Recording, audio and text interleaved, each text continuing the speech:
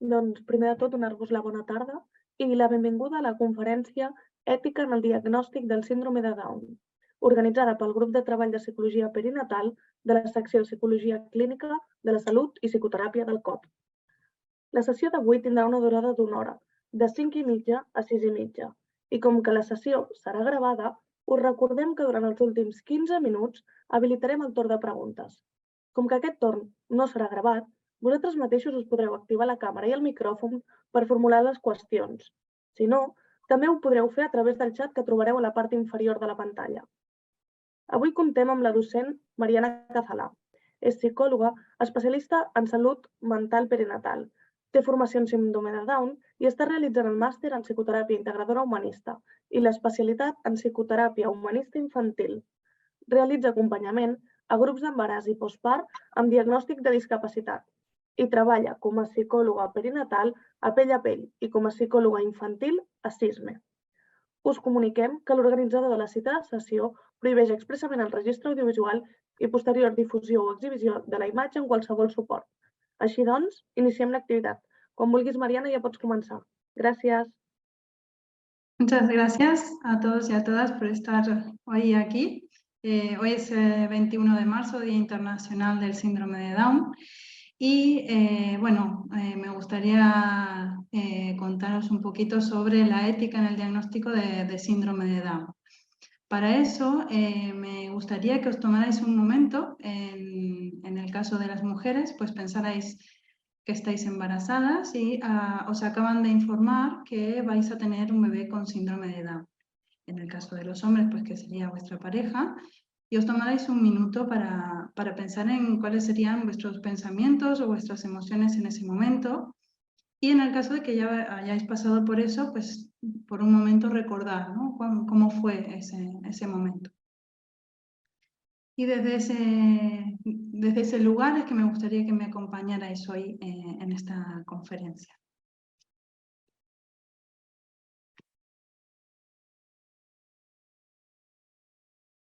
En primer lugar, me gustaría poner un poco de contexto, ¿no? de historia, que es el síndrome de Down, ¿no? A mí la definición que más me gusta es la de la resolución que aprobó la Asamblea General de las Naciones Unidas en diciembre de 2011, que dice que el síndrome de Down es una combinación cromosómica natural que siempre ha formado parte de la condición humana, existe en todas las regiones del mundo y habitualmente tiene efectos variables en los estilos de aprendizaje, las características físicas o la salud. En esa misma asamblea se designó el 21 de marzo como Día Mundial del Síndrome de Down y debe su nombre a John Langdon Down, que fue el primero en descubrir esta condición genética en 1866. Y más o menos casi un siglo después fue Jérôme Lejeune quien descubrió que este síndrome está relacionado con el cromosoma extra en el par 21 y por eso también es que se llama trisomía 21. Tiene tres formas de presentarse, que son la trisomía libre o regular, que es la más común entre las personas con síndrome de Down, mosaicismo y translocación. Hoy no me voy a extender más en cuanto a las características del síndrome de Down, sino que lo que nos ocupa hoy es justamente el diagnóstico, ¿no? de este síndrome, tanto pre como postnatal. Según la OMS, el diagnóstico prenatal su objetivo es la detección de cualquier defecto congénito en el feto, ¿vale? del tipo que sea, morfológico, funcional, estructural. Se puede manifestar más tarde al nacer, pero bueno, todo esto forma parte de la detección prenatal, ¿no? de cualquier tipo de defecto congénito que pueda haber. Entonces, justamente la forma en la que se transmite esta primera noticia puede condicionar la toma de decisiones de las madres y por lo tanto producir un impacto tanto en el embarazo como en la vida de la familia.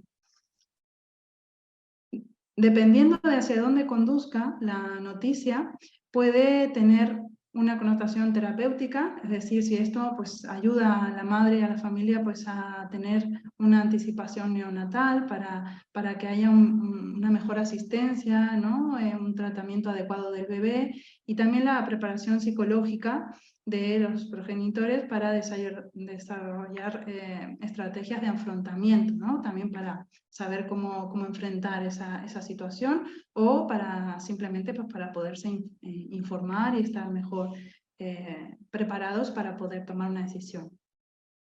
Sin embargo, si la confirmación del diagnóstico de síndrome de Down prenatal conduce directamente a la interrupción del embarazo, tanto en el caso de síndrome de Down como cualquier otra cuestión que no encaje, digamos, dentro de los valores de normalidad, si conduce directamente a la interrupción del embarazo de bebés con patologías, sería eugenésico. Y esto es un concepto bastante importante que nos ocupa hoy, que es justamente la eugenesia. La eugenesia o bien nacer fue un término acuñado por el naturalista británico Francis Galton en 1883, y su interés surgió poco después de la publicación del Origen de las especies de su primo Charles Darwin. La eugenesia se trata de la eliminación de individuos que la ciencia convencional considera ser portadores de genes defectuosos o que no cumplen con los estándares genéticos y biológicos fijados. Esto va en contra del artículo 5 de Igualdad y No Discriminación, que se realizó en la Convención sobre los Derechos de las Personas con Discapacidad de la ONU, que dice que los Estados partes deberían hacer frente a la estigmatización basada en formas modernas de discriminación, como las políticas de detección prenatal selectiva, que son contrarias al reconocimiento de que todas las personas tienen el mismo valor. Es decir, que el valor de una vida es intrínseco y no depende del criterio ajeno. Es decir, que si una madre, por ejemplo, no se siente preparada para tener un bebé, en este caso con síndrome de Down, será porque ella misma no tiene los recursos para poder asumir esa responsabilidad, pero no porque la vida del bebé valga más o menos, ¿no? También me gustaría hablaros justamente en base a esto, que aunque parezca que hace muchos años que empezó este concepto, se sigue manteniendo hoy en día y de hecho cada vez más, ¿no? Esta práctica eugenésica a nivel social también, ¿no? Entonces, la frecuencia total de nacimientos desde 1980 al 85 era de un 14,78 por cada 10.000 nacimientos, ¿no? Esto fue anterior a la despenalización del aborto. Después, desde 1986 a 2015, fue de un 9,32 de cada 10.000 y en 2016 estaba en un 4,92. Uno de los estudios más recientes realizados en España reflejó que hoy en día un 95,7% de abortos inducidos hay tras el diagnóstico positivo de síndrome de Down. Hoy en día actualmente es un 96-97% de mujeres que interrumpen el embarazo ante este diagnóstico, ¿no? A pesar de que la edad de las madres que conciben se ha incrementado, y ello eleva la tasa de producción de la anomalía cromosómica, cada vez nacen menos bebés con síndrome de Down. Es decir, el único factor que puede hacer que sea más probable tener un bebé con síndrome de Down es que la madre tenga más de 35 años, pero se puede tener un bebé con síndrome de Down a cualquier edad, ¿no? Entonces, en nuestra sociedad se refleja una actitud social negativa y un rechazo ante la discapacidad denominada handifobia, que está relacionada con una cierta intolerancia al sufrimiento propio y ajeno. Desde esta perspectiva hedonista, el sufrimiento es incompatible con la felicidad, cuando en realidad no es así, ¿no?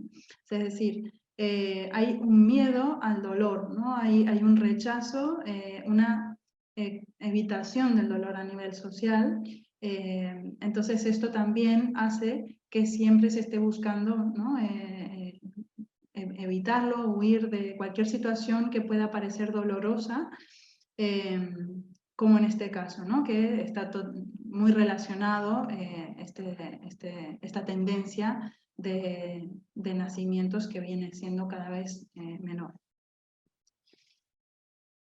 Sin embargo, lo que nos muestra la realidad es que después de eso, o sea, al otro lado, la cara de la moneda, las cosas son muy diferentes, porque en cuanto a la esperanza y la calidad de vida de las personas con síndrome de Down, por ejemplo, hace 30 años la esperanza de vida de las personas con esta condición era de 25 años y en la actualidad es de 64 años, o sea, más de 60 años. En 30 años ha aumentado casi 35 años, ¿no? La esperanza de vida de las personas con síndrome de Down, que es bastante importante, ¿no? Este aumento.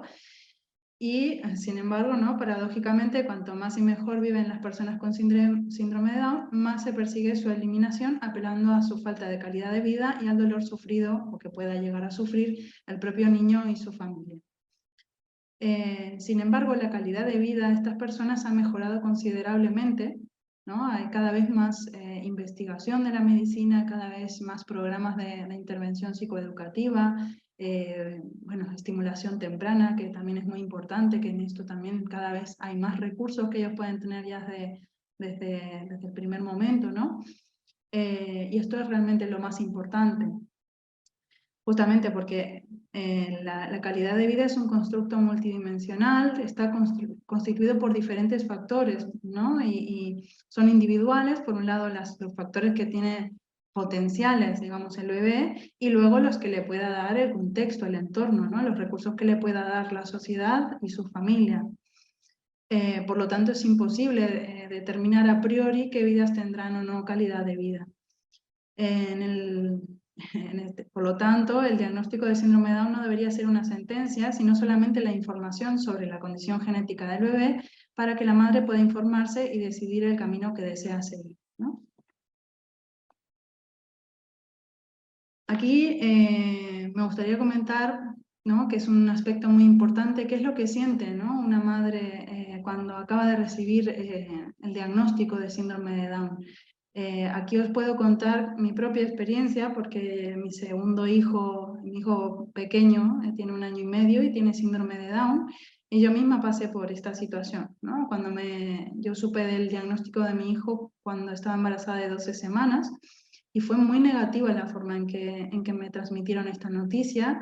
Dieron por hecho que iba a interrumpir el embarazo, lo cual me sorprendió muchísimo porque no sabía que esto era así. O sea, todo esto yo lo fui descubriendo también con la investigación, bueno, leyendo mucho, ¿no? Sobre cuál era la situación nacional e internacional sobre este tema. Entonces, bueno, es muy importante tener en cuenta cómo se transmite, ¿no? Esta noticia y el impacto que tiene en la madre y por lo tanto en el bebé. Yo recuerdo también una sensación de mucha angustia, de mucho miedo. No se me preguntó en ningún momento si estaba informada sobre lo que era el síndrome de Down, si sabía pues, qué recursos podía tener. Incluso en mi caso, que desde el primer momento dije que mi idea era seguir adelante, en mi caso personal no tomé en cuenta ninguna otra opción, pero bueno, es importante por eso, ¿no? Tener en cuenta todo lo que pasa, ¿no? Y aquí, bueno, he detallado un poco qué es lo más relevante que se siente en ese momento. Es una sensación de shock, de negación, ¿no? De irrealidad, parece como si lo estuvieras soñando, ¿no? Cuesta mucho asimilar que eso realmente está pasando, incluso sabiendo que pueden haber probabilidades, ¿no? Como decíamos antes, por el tema de la edad o cualquier otro tema, pues, o alguna sospecha, algún marcador. Generalmente cuando se suele detectar en el embarazo es porque los marcadores más típicos son porque el bebé tiene un pliegue nucal engrosado, que esto se mide, ¿no? Y cuando hay pues ya más determinada medida, pues ya hay esta sospecha de que pueda ser por síndrome de Down. Y también en mi caso particular, también era porque el bebé tenía el tabique nasal aplanado, que también es una característica de los bebés con síndrome de Down.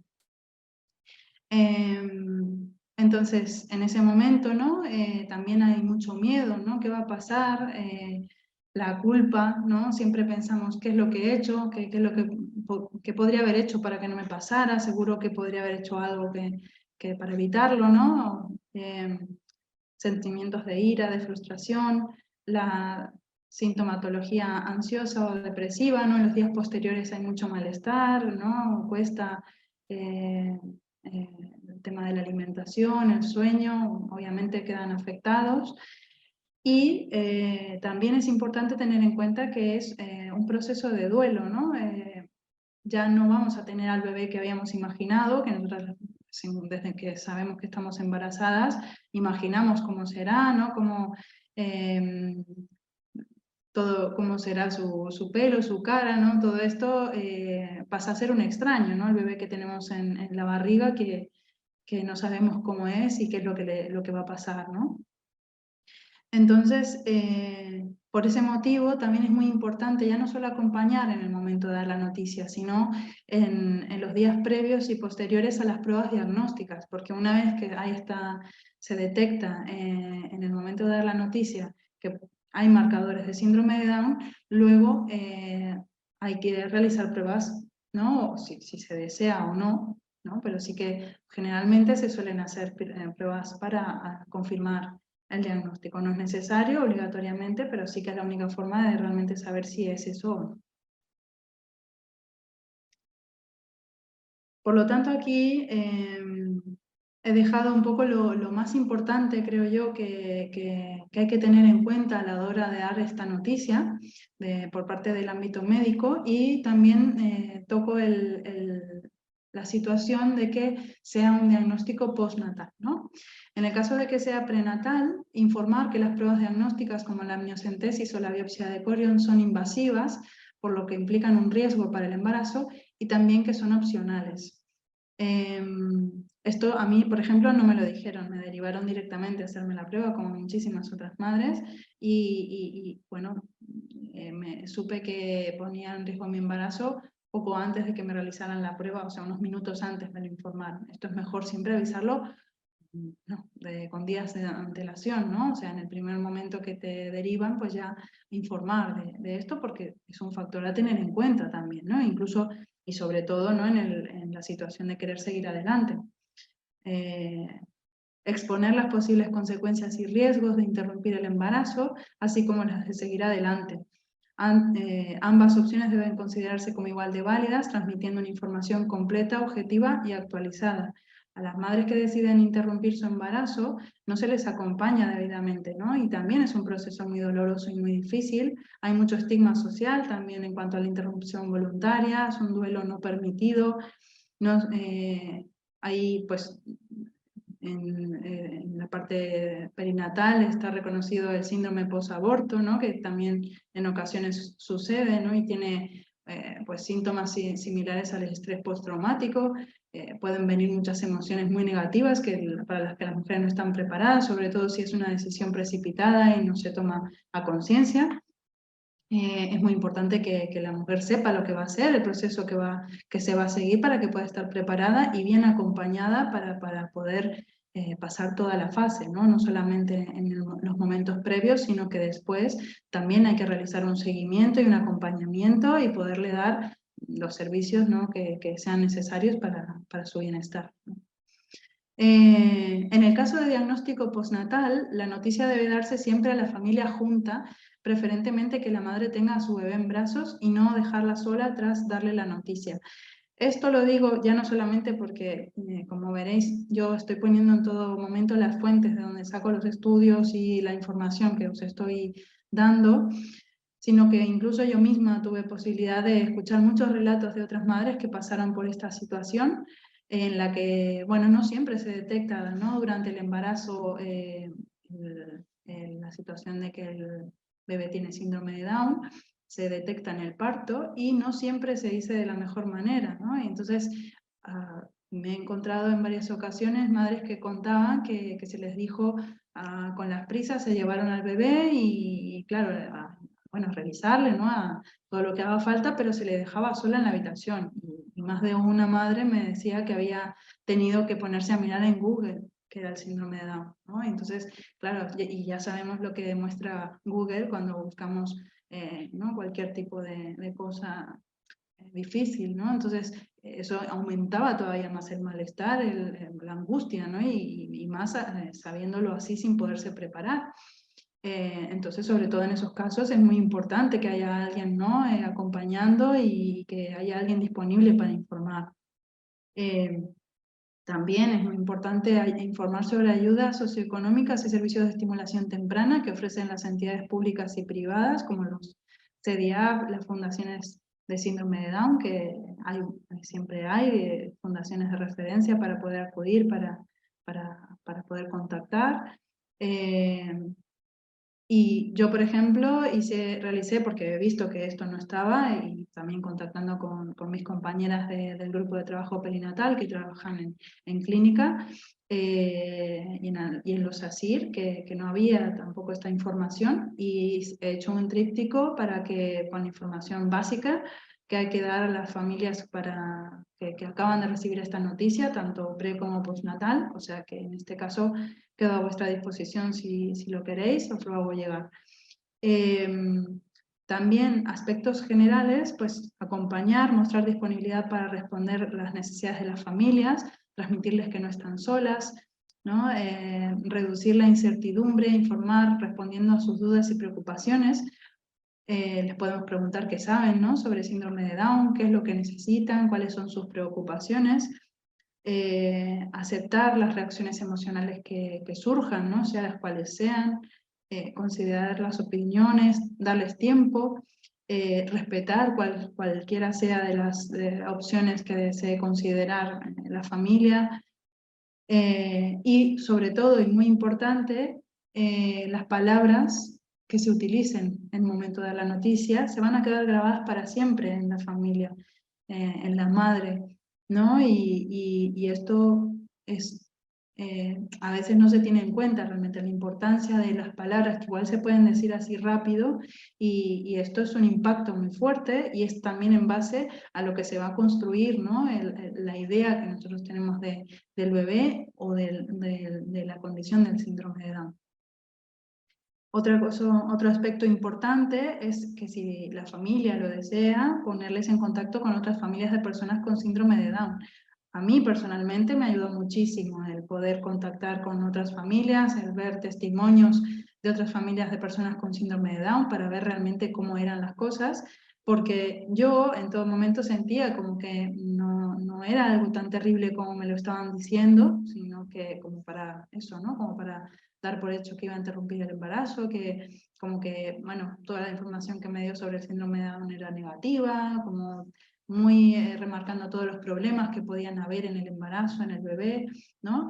Y al final todo esto forma parte de probabilidades, que sí que es verdad que las personas con síndrome de Down tienen más probabilidad de tener ciertas afecciones de salud, pero bueno, no por eso, ¿no? Es algo que es seguro, ¿no? Son cuestiones que simplemente luego habrá que ir haciendo más seguimientos, necesitan ciertos apoyos que también es importante darles desde el primer momento, pero esto ya se tiene en cuenta dentro de lo que es la estimulación temprana y los servicios que se les dan a las familias que tienen una persona con síndrome de Down.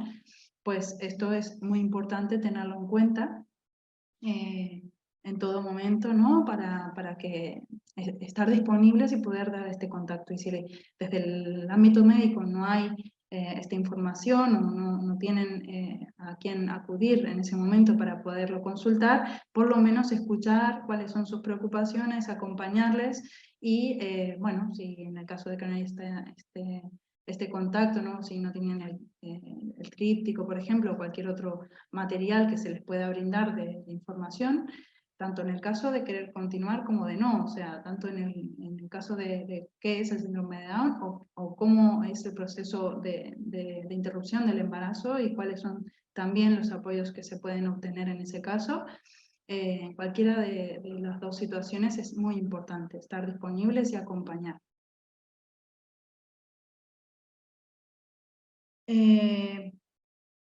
Ahora lo que sí es otro aspecto que también para mí es muy relevante es qué es lo que dicen las personas con síndrome de Down y sus familias en los estudios que se han realizado, que han habido muchísimos. O sea, en cuanto a síndrome de Down, en cuanto a la ética en el diagnóstico, se vienen realizando estudios desde el año 1964. O sea, hace mucho ya que se viene viendo que tiene mucho que mejorar la forma en que se transmite la noticia. Esto no es algo que pasa solamente en España, ni mucho menos, esto es algo a nivel mundial.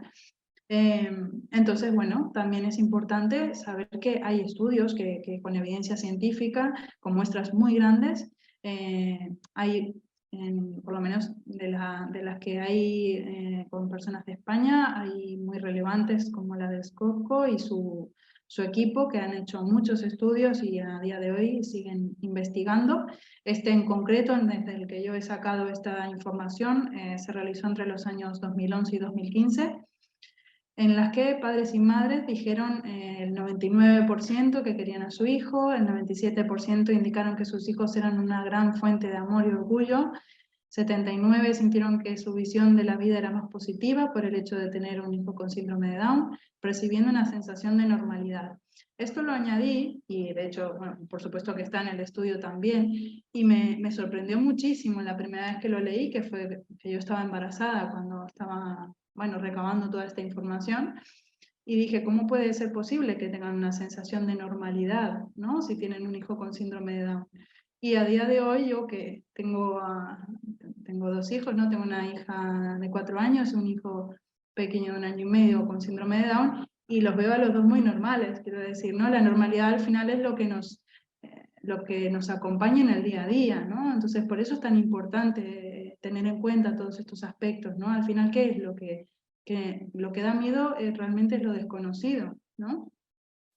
Los hermanos también, ¿no? El 94% de los hermanos mayores expresaron sentimientos de orgullo, el 88% que eran mejores personas por el hecho de tener un hermano con síndrome de Down, y las personas con síndrome de Down también respondieron a varios cuestionarios, entre los cuales decían, ¿no? Que el 99% eran muy felices con sus vidas, el 97% les gustaba cómo eran, y el 86% indicó que podía ser amigos fácilmente, ¿no?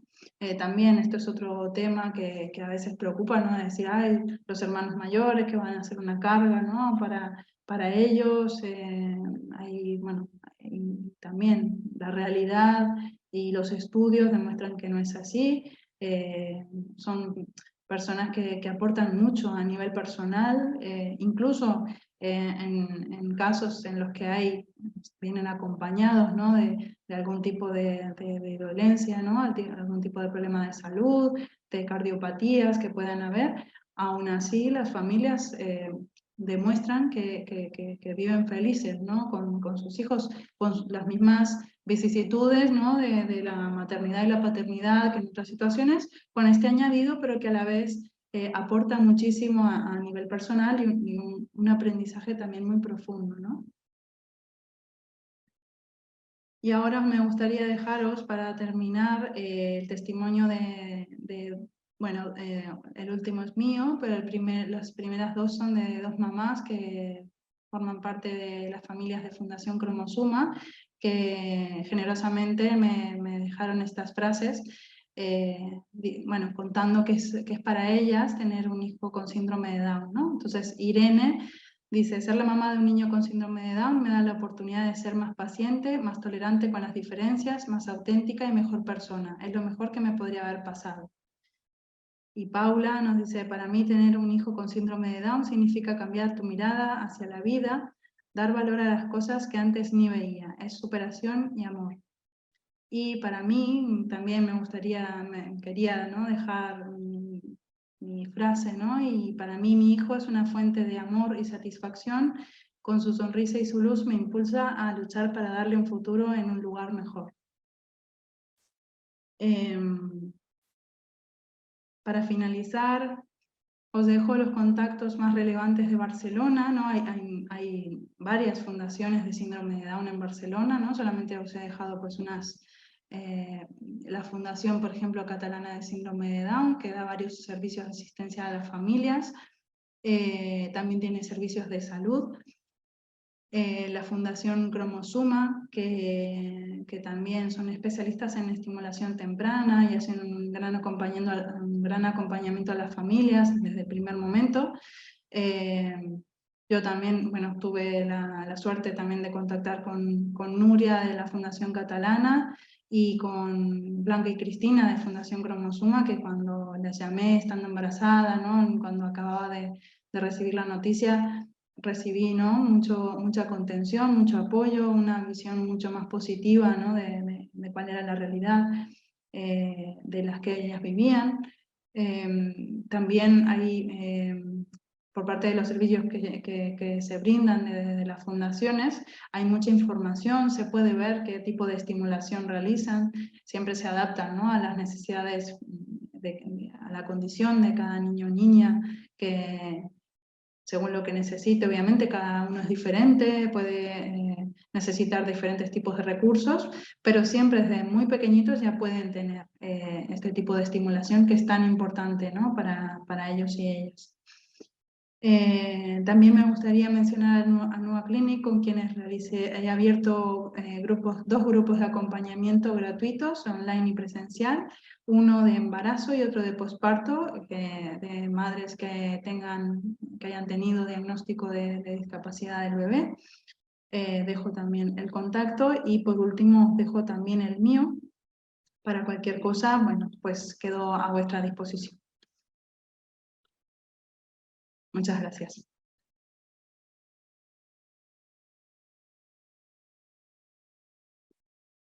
Ana, no sé si estás ahí.